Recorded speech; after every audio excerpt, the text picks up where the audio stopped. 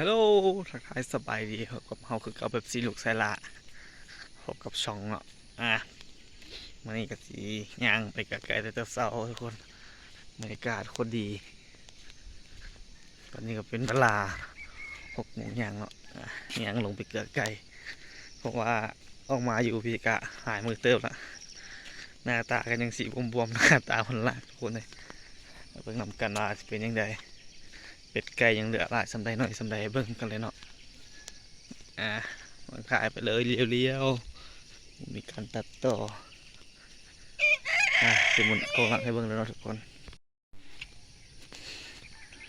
นี่ก็เป็นบรรยากาศทางไปก็บกไกลเนาะเนี่ยเงินหลังตัวนั้นละนี่เนาะย่างไปเลยอันนี้ก็เป็นให้ของไอ้น้องพนักงานเราเนาะนี่ย่างไปเบิ่งว่าเป็ดไก่ตอนเช้าหลายสำใดน้อยสำใดไปเบิ่งนำกันทุกคนเลยเพราะว่าหลายมือละบัวได้ลงมากะบัวได้ถ่ายให้ทุกคนเพราะว่ามีเวลาจำกัดเพราะมีเวลาน้อยในส่วนหนึ่งส่วนขวักหลักมาเนี่ยบ่ค่อยได้มีเวลาจริงเป็นจังเนาะเพราะว่ากะคือว่าออกมาอยู่นี่ค่ะหลายเวียกทุกคนเลยหลายเวียกเลยบุตรีแต่อยากหาอยู่หากินแน่เนาะอยากเห็ดเวียกนั่นแน่อยากเห็ดนี่แน่ออกมาก็สิประมาณนี้ก็สิยังงงอย่างยากคนเดียวเนาะทุกคนไปทำการหาในวันการงานไปหางตอนเศร้าก็สิประมาณนี้แหละเนี่ยขอไก่ตัวนี้เป็นของเขาทำมิดมาอยู่เฮือนหลังนี้เนาะและดือการหยกย้ายไปอยู่วันอื่นก็เลยพาไปอยู่บริเวณนี้หลังจากนั้นก็เอามาเฮ็ดตัวนี้เนาะขอไก่เนาะของเราเองนี่ฝีมือ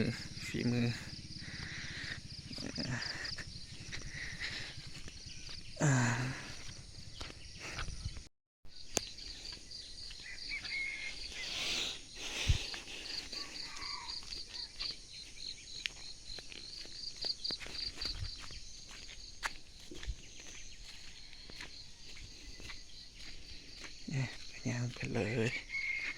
กะสิหอดแล้วตอนนี้เนาะ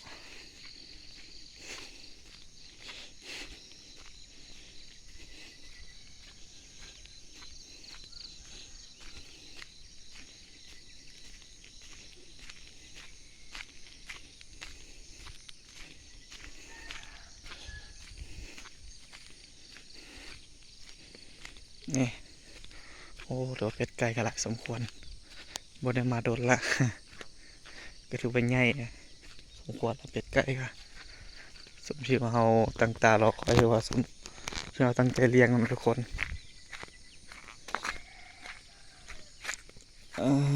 เบิ่งหลายน้อยสมใดนี่อยู่นอกตอนเราไปยังน้อยไก่อยู่นี่ยังน้อยเบอร์สมกับปันซ้ำเพราะว่าหากันเกิดเนาะทุกคนเพราะว่ากับหลายนี่เซล็อกไฮดรอลิกนี่เนาะ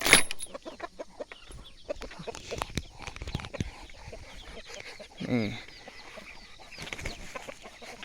แตกงัวๆทุกคนเลยยังหน้าบุบเลยนี่นะจะไปทางใดเดี๋ยวละบัดเป็ดไก่เลยบุบละนี่เนาะคือว่าวัวลายกันหน่อยนึงเอาสิตั้งกองดูทุกคนเด้อ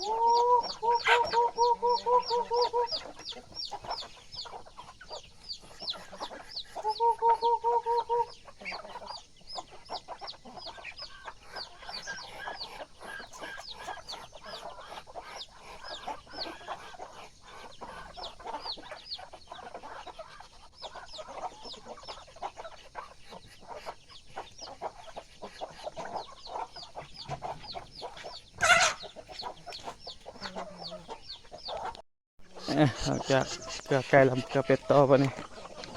เป็นยังพลงมาเถอะเนาะคุณมาแล้วทุกคนเลย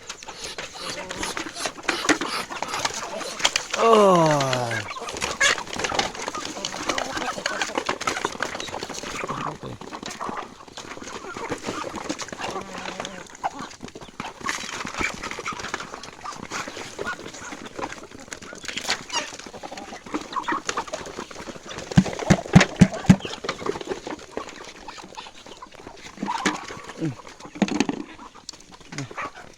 จะประมาณนี้นะเป็ดตั้งไก่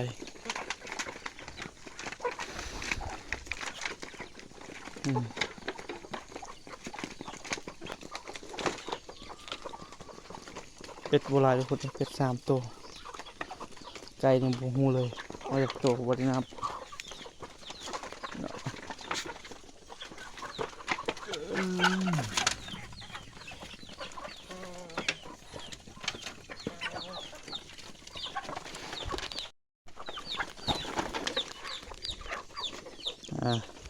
หลังจากจะเป็นละไก่แล้วก็ขึ้นไปถึงคือเขา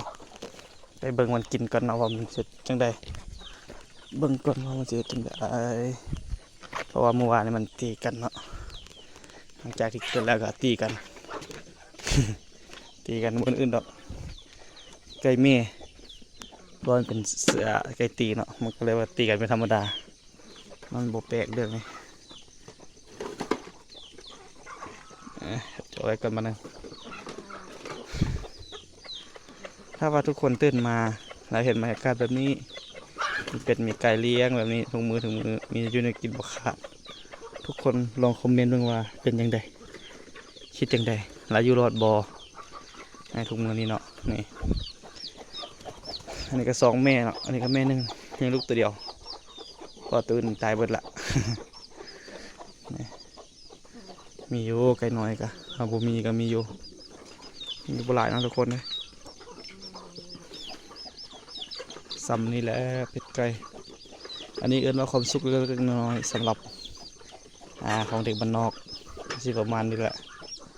ตื่นเช้ามากันย่างน้ำหมอกเป็ดเกลือไก่อยู่กับธรรมชาติถามว่ามีความสุขบ่มีความสุขในช่วงประมาณหนึ่งพอมันความสุขตัวนี้เขาสร้างได้เนาะนี่สร้างจากใสจากการเก็บรักษาแล้วก็การเลี้ยงแล้วก็แพร่ขยายเนาะคือแบบนี้แหละเมื่อก่อนเอาลงมาเลี้ยงเนาะมีแต่เป็ดไก่4 ตัวเป็ดนะคือว่าซ้ำเก่าเนาะบ่ได้แพร่ครับไก่ก็มีอยู่ไก่มี5-6 แม่ตัวนะแต่ว่าเบิ่งตัวนี้เบิ่งทุกคนนี่เอิ้นว่ามากผลเอิ้นว่ากำไรของชีวิตที่เขาเลี้ยงมันเนาะกับบหลายกับซ้ำนี่ทุกคนนะนายแต่เท่ากับซ้ำนี่เป็ดไก่กะแต่ว่าซ้ำนี่ก็ถือว่าโอเคแล้วเนาะเอาลงทุนกับมันกับหลายถ้าว่าหลายกับหลายถ้าว่าน้อยกับน้อยเนาะ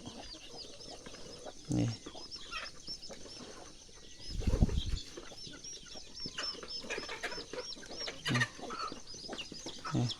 มันยังมาบ่หมดเนาะทุกคนเนาะไก่นี่ถ้าไก่นี่มาครบหมดนี่เนื้อมันหลายเกือบตัวว่า50ปลายพอละแต่วันยังมาบ่หมดเนาะจะมีไก่จำนวนหนึ่งที่ว่ามันนอนข้างนอกเนี่ยพอมันกระจับบ่ได้เบิดเนาะโทษแล้วเมื่อก่อนคือห้องท่าให้เบิ่งคือคลิปต้นนั่นแหละเพราะว่าไก่เฮาจะปะอยู่ถึงชนหลายเนี่ยจากที่เฮาย้ายไปอยู่บนอื่นก็เฮาจะไก่ลงมาไว้อย่างนี้หมดมันคือว่าการเก็บรักษาก็ยากนิดนึงแต่ก็ยังได้อยู่ซ้ำนี้โอเคแล้วซ้ำนี้เนาะนี่อันนี้คือเจ้าหลักเจ้าแรงเดี๋ยวนี้แหละหลักแรงนะนี่ตัวลายไก่ของมันเป็นไก่พันธุ์ใหญ่เนาะไก่แจ้ไก่ลาดก็มีอยู่2 แม่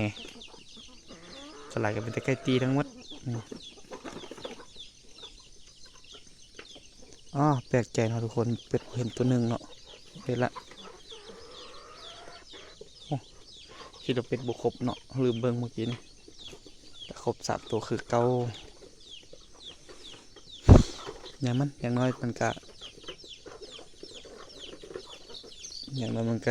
มีความสุขไปในช่วงระยะหนึ่งแล้ววะทุกคนเลย เดี๋ยวสิตัดไปตอนนี้เขาเมื่อไรเนาะ